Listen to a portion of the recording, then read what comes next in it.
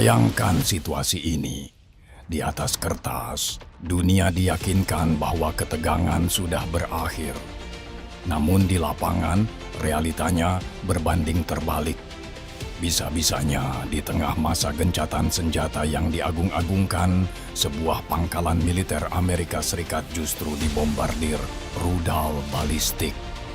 Tidak berhenti di situ, sebuah bandara internasional yang sibuk mendadak dihantam drone kamikaze dan korban jiwa dari kedua belah pihak kembali berjatuhan.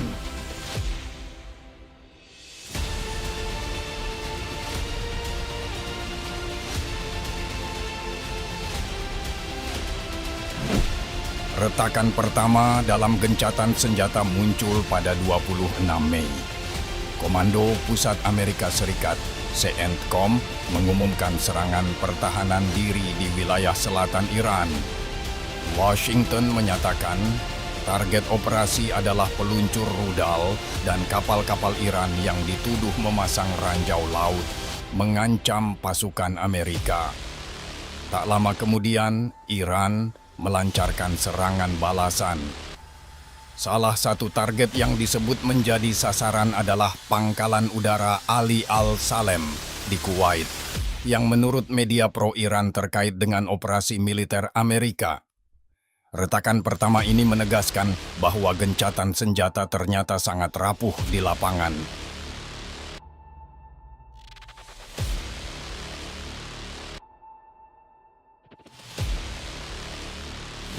Periode 28 hingga 31 Mei menunjukkan bagaimana gencatan senjata mulai kehilangan maknanya. Amerika kembali melakukan operasi militer di sekitar Selat Hormuz dan Bandar Abbas, menembak jatuh 4 drone Iran, dan menyerang stasiun kendali drone yang disebut mengancam armada Amerika. Respons Iran datang melalui pertarungan udara.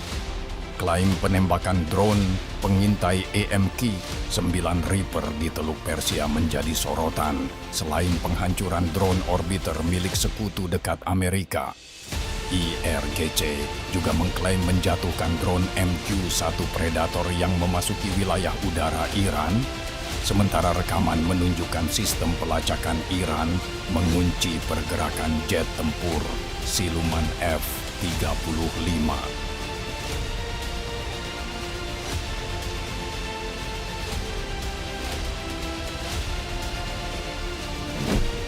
Setelah berminggu-minggu ketegangan, Amerika Serikat dan Iran sempat menyepakati gencatan senjata yang kemudian beberapa kali diperpanjang untuk memberi ruang bagi negosiasi damai. Beberapa negara mediator berharap kesepakatan ini menjadi langkah awal menuju deeskalasi.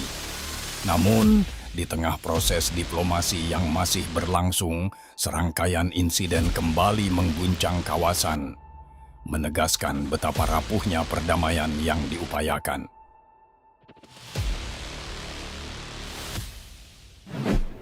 Memasuki 1 hingga 2 Juni, ketegangan meningkat setelah AS menyerang sejumlah fasilitas Iran di Goruk dan Pulau Qeshm, menyatakan ini sebagai respons atas penembakan EMQ-1 sebelumnya. Iran memandang serangan ini sebagai pelanggaran ketiga terhadap gencatan senjata yang semakin rapuh. Angkatan Laut Garda Revolusi Iran, IRGC Navy, meningkatkan patroli di Selat Hormuz, mengawasi kapal dagang dan kapal asing yang melintasi jalur energi strategis.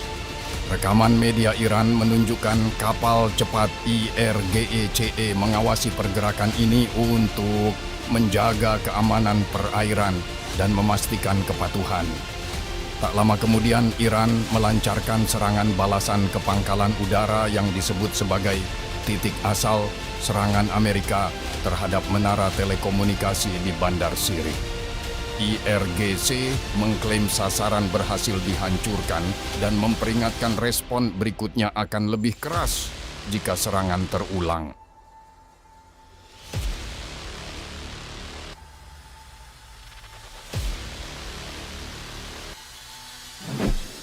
Tanggal 3 Juni menjadi momen paling menegangkan.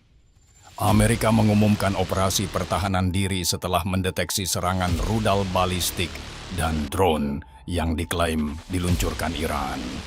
CENTCOM menyatakan berhasil mencegat ancaman udara dan menyerang fasilitas militer di Pulau Qeshm, termasuk stasiun kendali drone. Militer Amerika juga merilis rekaman serangan terhadap kapal tanker berbendera Botswana yang menuju Pulau Kharg di Iran. Respons Iran lebih luas dibanding hari-hari sebelumnya, menargetkan pangkalan udara Ali Al-Salem, Camp Arifjan di Kuwait, markas armada kelima Amerika di Bahrain, dan menimbulkan peringatan udara di beberapa negara Teluk. Insiden paling kontroversial terjadi di Kuwait, di mana Terminal 1 Bandara Internasional dilaporkan rusak dengan korban jiwa dan penghentian sementara penerbangan. Investigasi awal militer Kuwait menemukan komponen drone yang mirip Shahed 136, memicu spekulasi platform nirawak yang digunakan dalam serangan tersebut.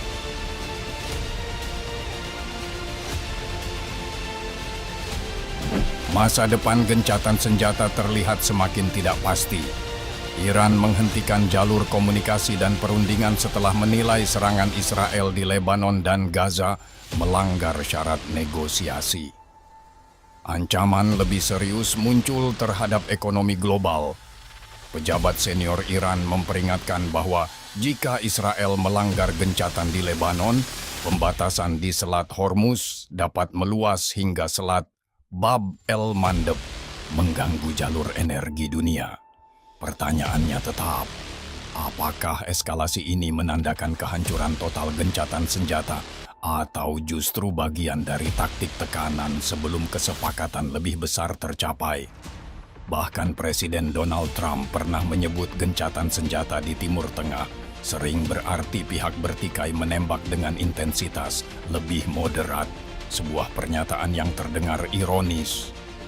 Hingga kini, perdamaian dan peperangan seolah berjalan bersamaan. Pertanyaannya tetap, mana yang akan menang lebih dulu, diplomasi atau eskalasi? Semua peristiwa ini menunjukkan kenyataan pahit. Gencatan senjata jauh dari kata kokoh. Beberapa pengamat menilai upaya damai sengaja digagalkan oleh kepentingan politik tertentu.